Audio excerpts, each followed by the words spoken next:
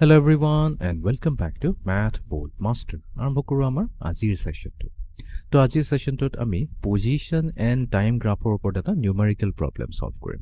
তো already position আৰু টাইমৰ ৰিলেটেড আমি যোনটো গ্ৰাফ হয় সেইটো অলৰেডি প্ৰিভিয়াছ ভিডিঅ' সেশনটোত কথা পাতি থৈছো। ট্ৰাই এবাৰ ভিডিঅ'টো চাই ল'বা, তাতে বস্তুবোৰ আৰু ক্লিয়াৰ হৈ যাব। তো সেই কনচেপ্টটো আৰু ভালদৰে ক্লিয়াৰ কৰিবৰ কাৰণে আজি আমি এটা প্ৰবলেমেৰে এই আইডিয়াটোক আমি বুজিবলৈ চেষ্টা কৰিম। চ' লেটছ চে আমাক ইয়াতে এটা গ্ৰাফ দিয়া আছে, ঠিক আছে। ইয়াতে আমাৰ এক্স এক্সিছটো হৈছে টাইম এক্সিছ, পজিশ্যনটো হৈছে আমাৰ ৱাই এক্সিছ, আৰু ইয়াতে দুটা গ্ৰাফ দিয়া আছে। এই গ্ৰাফটো একচুৱেলি কি হৈছে, ইয়াতে আমাৰ দুজন ফ্ৰেণ্ড আছে, ঠিক আছে।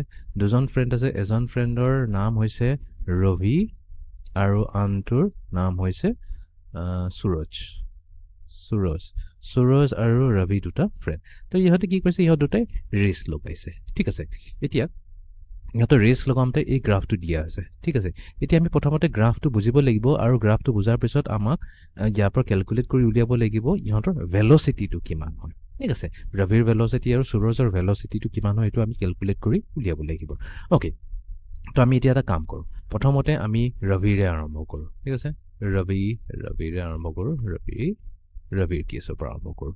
এতিয়া ৰবিৰ গ্ৰাফটো যদি চাওঁ, তো ইয়াতে কি বুজাই আছে, ইয়াতে 0 পৰা আৰম্ভ হৈছে। তো তাৰমানে টাইম, এতিয়া আমি ইয়াৰ কাৰণে কি কৰিম, আমি সদায় চবতকৈ ইজি হয়, বেষ্ট হয় একচুৱেলি বুজিবৰ কাৰণে আমাৰ যোনটো পজিশ্যন,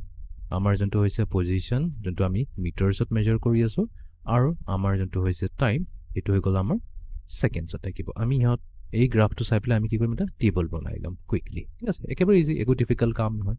তো যেতিয়া টাইম 0 আছিলে, তো পজিশ্যনটো কি হৈছে, 0 আছে, তাৰমানে কি ৰবি 0 মিটাৰ্ছত আছে, ষ্টাৰ্টিং মিটাৰ্ছত আছে। তো যেতিয়া টাইম 0 আছিলে, পজিশ্যন আছে 0 মিটাৰ্ছ। নেক্সট 1, যেতিয়া 1 হৈ গ'ল, তাৰমানে 1 ছেকেণ্ড পাৰ হৈ গ'ল। এতিয়া আমি ইয়াৰ পজিশ্যনটো ক'ব লাগিব, সেইটো একেবাৰে চিম্পল। আমি কি কৰিম, এই গ্ৰাফত চাম, এই গ্ৰাফত যদি চাওঁ এইটো পইণ্ট হৈছে।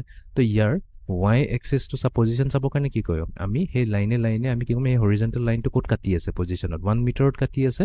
তাৰমানে আমি ক'ম যে 1 ছেকেণ্ডত তাৰ পজিশ্যন আছে 1 মিটাৰ। অ'কে, নেক্সট 2 তেতিয়া আমি কিন্তু এই ব্লু কালাৰ গ্ৰাফটো নাচাম, আমি সুৰজৰ গ্ৰাফটো নাচাম, আমি ৰবিটোৱে চাম। ইয়াতে 2 ছেকেণ্ড যেতিয়া হৈ গৈছে, যেতিয়া 2 ছেকেণ্ড হৈ গ'ল, তেনেহ'লে ৰবিৰ পজিশ্যন কিমান হ'ব। অ'কে, তো আমি ওপৰলৈ গৈ থাকিম। অ'কে, আমি দেখা পাইছোঁ আমাৰ গ্ৰাফটো এইখিনি পইণ্টত আছে। তো ইয়াৰ পজিশ্যনটো ওলাবৰ কাৰণে আমি কি কৰিম, হৰিজেণ্টেল ডাইৰেকশ্যনত যাম, আৰু ক'ত দেখা পাম, ইয়াতে 2 আছে। তো তাৰ মানে 2 ছেকেণ্ডত 2 মিটাৰ কভাৰ কৰিছে। ঠিক তেনেকৈ 3 ছেকেণ্ডত 3 মিটাৰ কৰিব, 3 ছেকেণ্ডত 3 মিটাৰ কৰিব, 4 ছেকেণ্ডত চালে হ'ল 4 মিটাৰ্ছত আছে, 4 ছেকেণ্ডত 4 মিটাৰ্ছত আছে, 5 ছেকেণ্ডত 5 মিটাৰ্ছত আছে, এণ্ড 6 ছেকেণ্ডছত, মোৰ স্পেচ কম আছে এইখিনি, 6 ছেকেণ্ডছত 6 মিটাৰ্ছত আছে। তো এইটো হৈ গ'ল আমাৰ ৰবিৰ কেছটো, ঠিক আছে। Okay, fine. এতিয়া আমি আহি যাওঁ সুৰজৰ কেছলৈ। এতিয়া সুৰজৰ কেছত ইণ্টাৰেষ্টিং হয়, তো তাৰো থাকিব নিজৰ পজিশ্যন ইন মিটাৰ্ছ, এণ্ড ইয়াৰো থাকিব টাইম ইন ছেকেণ্ডছ। অ'কে, ঠিক আছে। এতিয়া টাইম, চ' টাইম যেতিয়া 0 হৈছে, এতিয়া চাব লাগিব আমাৰ সুৰজৰ কিবা আছে নেকি, সুৰজৰ পজিশ্যন নাই। সুৰজ একচুৱেলি ক'ব গ'লে ইয়াতে সুৰজৰ গ্ৰাফ আৰম্ভই হোৱা নাই। তাৰমানে কি, সুৰজ একচুৱেলি ৰেচত আহি পাওঁতেই দেৰি হৈছে। সি প্ৰথম যেতিয়া ৰেচটো আৰম্ভ হৈছিলে, ৰবিটোতো নিজৰ ট্ৰেকত আছিলে, কিন্তু সুৰজ আহিয়ে পোৱা নাছিলে, সি লেট হ'ল। অ'কে, তো ইয়াতে কোনো ভেলুৱে নাই, সেইকাৰণে আমি একো ভেলু নিলিখোঁ, ডেছ লিখিটো কোনো ভেলু নাই। দেন 1 ছেকেণ্ড হৈ গ'ল। তো 1 ছেকেণ্ড হোৱাৰ পিছত এতিয়া আছেনে, নাই, এতিয়াও আহিয়ে পোৱা নাই। সুৰজ এতিয়ালৈকে গ্ৰাফত আহিয়ে পোৱা নাই, বিকজ ইয়াতে নাই, দেখিছে ব্লু লাইনৰ কোনো হেৰিয়ে নাই, খবৰ খাতিয়ে নাই। তো ইয়াতো কোনো আহাই নাই, ইয়াতে কোনো গ্ৰাফৰ কথাই অহা নাই, সেইকাৰণে মই ডেছ দিছোঁ, 0 দিয়া নাই, কাৰণ ইয়াতে কোনো আৰম্ভই হোৱা নাই। নেক্সট, এতিয়া যেতিয়া 2 ছেকেণ্ড হ'ল, এতিয়াহে সি আহি পাইছেহি। তো এইখিনিত আছেতো আমাৰ গ্ৰাফটো, ইয়াতে কি আছে, 0ত আছে। তো তাৰমানে এতিয়াহে সি ৰেচ ট্ৰেকত আৰম্ভ কৰিছেহি, ঠিক আছে। নেক্সট এতিয়া আমি 3 ছেকেণ্ড হৈ যোৱাৰ পিছত এতিয়া কিন্তু ইণ্টাৰেষ্টিং হৈছে, যেনেকাই 3 ছেকেণ্ড পাৰ হৈ গ'ল, সুৰজ ঠিকছে দৌৰিছে, পুৰা স্পীডত দৌৰিছে, ইমান স্পীডত দৌৰিছে, সি ক'ত, অলৰেডি সি 3 মিটাৰ্ছত আহি পালে। কেনেকুৱা, আমি 3 ছেকেণ্ডছত চাই আছোঁ, এইখিনি গৈ এইখিনিত আছে। তো ইয়াৰ ক'ত আছে, হৰিজেণ্টেল এক্সিছটো ক'ত কাটিছে, 3ত কাটিছে। তো 3 মিটাৰ্ছ অলৰেডি কভাৰ কৰিলেই। নেক্সট 4 ছেকেণ্ড, তো নেক্সট 4 ছেকেণ্ডত কি হৈছে, 4 ছেকেণ্ডত সি 4 ছেকেণ্ডত কি কৈছে, 4 ছেকেণ্ডত আমাৰ ক'ত আছে, এইটো গ্ৰাফ, এইটোতো নহয়, এইটো ৰবিৰ গ্ৰাফে, সুৰজটো এইখিনিত হৈছে 6 মিটাৰ্ছ। তো ই বহুত ফুল স্পীডত গৈ আছে। ৰবিৰ 6 মিটাৰ কভাৰ কৰিবৰ কাৰণে 6 ছেকেণ্ডছ লাগিছিলে, 6 ছেকেণ্ডছ, ৱেৰ ইজ আমাৰ সুৰজৰ খালি 4 ছেকেণ্ডতে সি মিটাৰ গ'ল কাৰণ সি বেছি ফাষ্টত ৰৈ কৰিছে তো এইটো হৈ গ'ল আমাৰ সূৰজৰ গ্ৰাফ আৰু এইটো হৈ গ'ল আমাৰ ৰবিৰ গ্ৰাফ এতিয়া গ্ৰাফটোতো পাই গ'ল অবভিয়াছলি এতিয়া আমি গ্ৰাফিকেলিটো এটা বস্তু গম পাইছোঁ যে সূৰজ বেছি স্পীডত দৌৰি আছে ৰাইট ইয়াৰ ভেলচিটিটো বেছি থাকিব ৰবিৰ কেছতকৈ তো এতিয়া আমি এইটো কেলকুলেট কৰি ওলাব লাগিব এতিয়া ৰবিৰ ভেলচিটি আৰু সূৰজৰ ভেলচিটি আমি এতিয়া ভেলচিটি কেলকুলেট কৰিম চ' এতিয়া আমি কেলকুলেট কৰিম velocity but আমি calculate কৰিম ইয়াতে average velocity তো average velocity formula কি আছিলে average velocity formula হৈছে displacement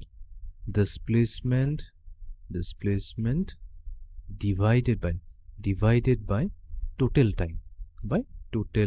time yes displacement divided by total time এতিয়া প্ৰথমতে আমি কাৰ কেছত আহি যাওঁ প্ৰথমতে আমি ৰবিৰ কেছত আহি যাওঁ ঠিক আছে তো ৰবিৰ এতিয়া আমি কি ক্যালকুলেট কৰিব লাগিব ভেলোসিটি ক্যালকুলেট কৰিব কাৰণে আমাক ডিসপ্লেসমেন্ট লাগে এতিয়া মনত কৰক ডিসপ্লেসমেন্টৰ ফৰ্মুলাটো কি হয় ডিসপ্লেসমেন্টৰ ফৰ্মুলা হৈছে ডিসপ্লেসমেন্ট মানে কি হৈছে ডিসপ্লেসমেন্টৰ মিনিং হৈছে চেঞ্জ ইন পজিশন কেনেকৈ চেঞ্জ হৈছে চেঞ্জ ইন পজিশন আৰু চেঞ্জ ইন পজিশন আমি কেনেকৈ ক্যালকুলেট কৰো ফাইনাল মাইনাস ইনিশিয়াল পজিশন তো এতিয়া ৰবিৰ ডিসপ্লেসমেন্ট যদি আমি ক্যালকুলেট কৰিব যাওঁ displacement dis মই এখানে তলত দেখি দিও ৰবি displacement of ৰবি তো আমাক কি লাগিব ফাইনাল পজিশন তো ৰবিৰ ফাইনাল পজিশনটো কোনটো হৈছে এটো হৈছে তাৰ ফাইনাল পজিশন কোড আছে 6 মিটাৰছত আছে তো ইকুয়াল 6 মিটাৰছ আৰু ইয়াৰ পৰা আমি মাইনাস কৰিব লাগিব তাৰ ইনিশিয়াল পজিশন তো এটো হৈছে ইয়াৰ ইনিশিয়াল পজিশন তো 6 মিটাৰ মাইনাস 0 মিটাৰ তো আমি কি পাইছাম টোটাল 6 মিটাৰ পাইছাম তাৰ পিছত এটা আমাক টোটাল টাইমটো লাগিব সো টোটাল টাইম ৰবিৰ কেছত কিমান হ'ব ৰবিৰ কেছত টোটাল টাইম কিমান লাগিলে তাৰ মানে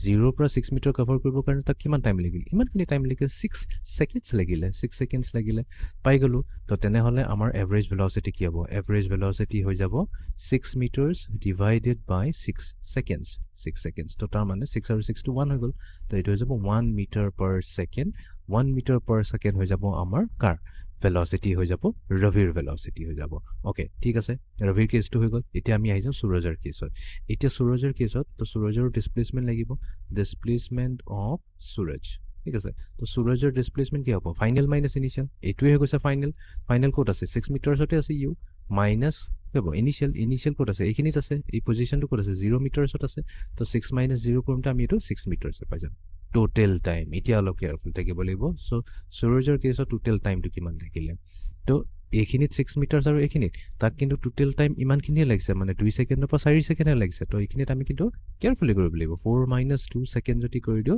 তেনে হলে আমি কম যে ইয়াতে আছে 2 সেকেন্ডছ তো তাৰ মানে আমাৰ ইয়াৰ ভেলোসিটি কিমান হ'ব ইয়াৰ ভেলোসিটি অফ সূৰজৰ ভেলোসিটি কি হ'ব displacement 6 meters divided by total time 2 seconds so 6 divided by 2 3 meters per second it's a difference আছে right মানে ৰবিৰ যোনটো velocity আছে এটো খালি 1 meter per second so প্ৰতিটো সেকেন্ডত হে খালি 1 meter গৈ হে পজিশন চেঞ্জ কৰি গৈ আছিল আমাৰ কোনে ৰবিয়ে whereas আমাৰ সূৰজৰ velocity হাই হয় তাৰ মানে কি প্ৰতিটো 1 সেকেন্ডত কিন্তু হি 3 মিটাৰ কো কভাৰ তাৰ মানে কি 2 পৰা 3 যেহেতু 1 সেকেন্ড গল 1 সেকেন্ড কভাৰ কৰিব কাৰণে কিমান জাপ মাৰিলে 3 মিটাৰ জাপ মাৰিলে মানে 3 মিটাৰ ৱাক কৰিলে তো হি বেছি গল নেক্সট 3 পৰা 4 1 সেকেন্ড পাৰ হৈ গল তাৰ পিছত আকৌ কৈ গল হি 3 মিটাৰৰ পৰা 6 মিটাৰ আৰু 3 মিটাৰ জাপ পাৰি গল তো এটোৱে কোৱা হল যে ইয়াৰ পজিশন ৰেট অফ পজিশন তো কিমান আছে rate of change of position বেছি হাই হয় কাৰ সূৰজৰ কেছত তো এনেকা কৈ আমি এই গ্ৰাফ চাই পেলাই আমি কি ক্যালকুলেট কৰিব পাৰো